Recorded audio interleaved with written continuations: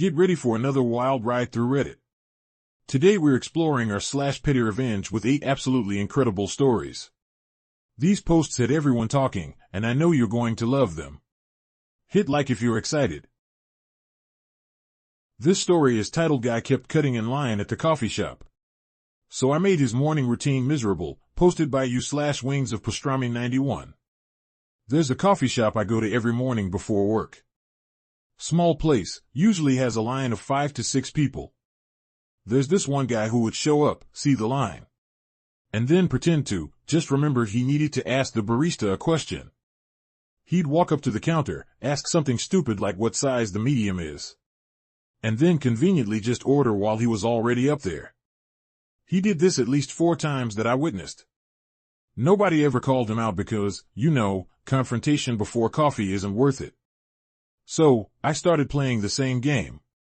Whenever I'd see him walk in and start heading toward the counter with his "I have a question" routine, I'd quickly step out of line and beat him to it. Then, I'd ask the most annoying, time-consuming questions possible. What's the difference between a latte and a cappuccino again? Do you have oat milk? What about almond? Soy? Which one froths better? Can you explain your whole pastry selection? And then I'd say, "Oh, actually, let me get back in line and think about it," and go back to my spot. He'd be stuck standing there looking like an idiot. After about a week of this, he started just waiting in line like a normal person. Problem solved. Haven't seen him try to cut since. This story is titled "My Friend Kept Spoiling Every Show for Me." So I spoiled one that didn't exist, posted by you/Mark Let's dive into another shocking story. I have this friend, Mark, who's a human Twitter notification. If a new episode drops at 3 a.m., by 3:05 he's in the group chat like, "Oh my god." When X dies in the first scene, and then follows it with, "LOL, sorry bro, should've watched it earlier." I muted him, asked him nicely, even tried watching stuff earlier. But I have a job, and a life. Mark apparently doesn't. A couple months ago everyone in our friend group got obsessed with this new sci-fi show, and I was actually keeping up for once. Of course Mark still managed to text me mid-commute with, "Wait till you see episode 5. I snapped a little and decided okay, game on. I found out he hadn't started it yet because he was saving it to binge. I went on Reddit, saw some theories, then made up my own completely fake plot. Main character secretly a clone, love interest betrays him, the dog is an alien spy, whole thing set inside a simulation. I dropped this massive wall of spoilers in the chat like, "Can't believe they revealed all this in episode 3 LMAO. Mark lost it and rage typed about how I ruined it for him, how he was going to delete the app, blah blah. Couple weeks later he finally binge watched it. And realized literally none of what I said happens at all. He came back with a half-hearted, "You're such a jerk." But he has not spoiled a single thing since. Now, if he starts to type too much about a show someone just says, "Careful, might be a clone dog situation," and he shuts up real quick. This story is titled "My Ex-Friend is an Actor," and seems to have forgotten that I work in casting, posted by you/Sunstructuref. Let's jump into another amazing story. This is sort of ongoing petty revenge, but my god was the wind-up to my current situation satisfying. Note that I'm omitting some details due to our industry, and how public-facing we both are. So, this girl was my friend for about 5 years. We always got along and were very close, especially because we both worked in entertainment. She was an up-and-coming actor, and I was a casting associate at the time. I've since been promoted. A few years back, I landed a project as a writing consultant. There was a role in the project that was perfect for her. She told me over and over how desperately she wanted this role. So I managed to get her in the room for an audition. She blew it. She's not a bad actor, but she was definitely having a bad day. When she found out she didn't get the role, it was suddenly entirely my problem. I set her up. I didn't warn her how intense the audition would be. I didn't vouch for her enough.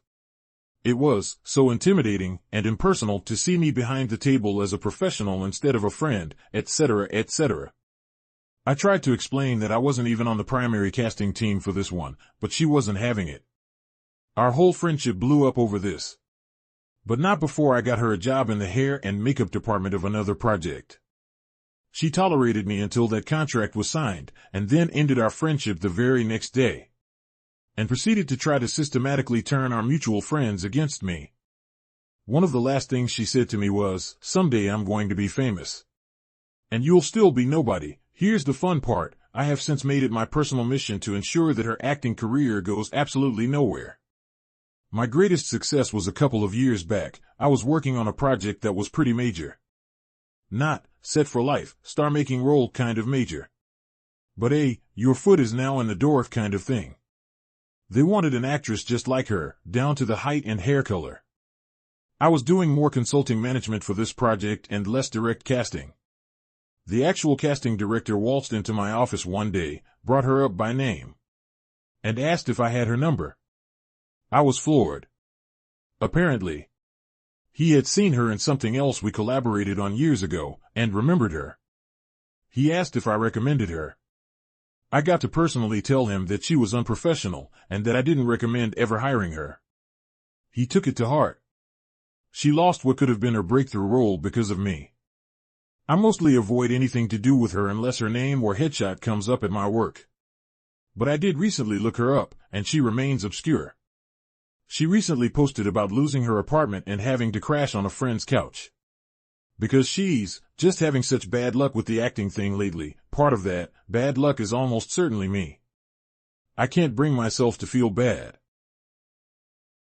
This story is titled "Gave My Friend's Boyfriend Her Phone When He Hit on Me at a Club," posted by you/relationship nice 5976. Our next story is equally fascinating. Years before everyone had a cell phone, I was at a club. I noticed my friend's boyfriend from numerous photos. I knew he cheated on her. She caught him once and she forgave him. I can't stand this guy, even though I had never met him in person until now. So, he notices me and starts flirting with me. I gave him a fake name and pretended to flirt back a little bit. He ultimately asked me for my phone number. I took a napkin, that's how we did it in the old days, and wrote my fake name and his real girlfriend's phone number on a napkin. I guess he was tipsy because he didn't recognize the phone number. Later that night, he called and asked for Jill, not my friend's name. She shared the story with me and I didn't fess up in the moment. She broke up with him soon after that. A few months later, she met the most amazing man, who she ended up marrying. I broke the news to her then. She was grateful and actually thought it was hilarious. This story is titled "A Man Was Very Rude to My Grandma, So I Got My Revenge," posted by you/Alafriend. This next story will blow your mind. I was shopping with my grandmother for Thanksgiving at the local supermarket. It's very busy and all the carts make things very slow to move. I hear a disgruntled harumph from behind me and see some 40-something man almost ramming his way through. He hits the cart my grandmother is holding, jostling her slightly. A clear accident, I would have thought, until I heard him say, "Some people really are rude." I almost did a double take when I heard that. To say this annoyed me is an understatement. We try to brush it off and continue shopping. About 5 minutes later I see him again, walking toward the bathroom. I immediately have a brilliant idea. I tell my grandma I'm going to go back to the produce section and hurry off. I find his cart quickly because he had a lot of water stacked in it. I wheel the cart off in the opposite direction and take it to the other side of the store, and wedge it in a corner out of everyone's way near the employee entrance. Walking back to Grandma with a smile on my face. While in the checkout line, I see him walking around confused with a really ugly mug. Grandma asked why I was smiling so much. I just told her I remembered something funny.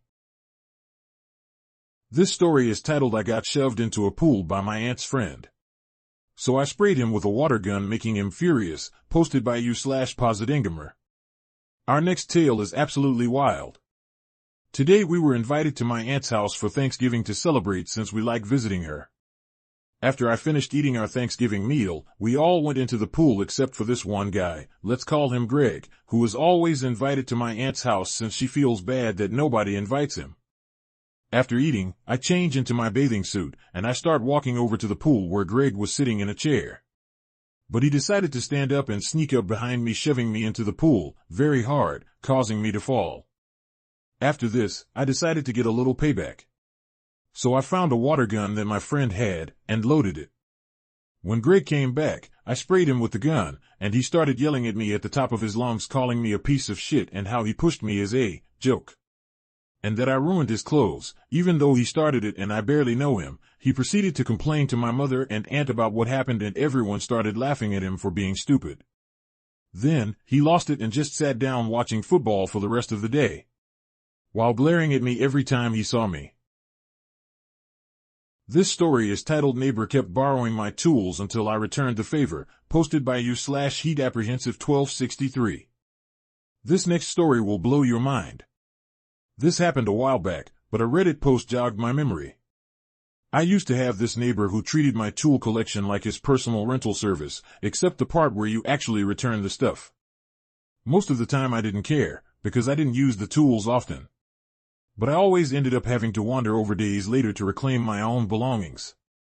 One time I actually needed a tool back, only to find out he had borrowed it and then loaned it to one of his buddies. That tool vanished into the void forever. Granted, I should have handled this better. But a few days later, to make this end, I asked to borrow his lawnmower. I made the excuse, "I always let you borrow my tools." I used it and put it back exactly where it belonged. I just forgot to return the keys. When he came over the next day demanding them back, granted, I was always friendly when asking for my stuff back. Oh, I remembered last night. I left them with Jimmy. He said he'd mail them back to you. After the neighbor left, I actually went and put the keys in the mail. Weirdly enough, and at this point thankfully, he never asked to borrow anything from me again.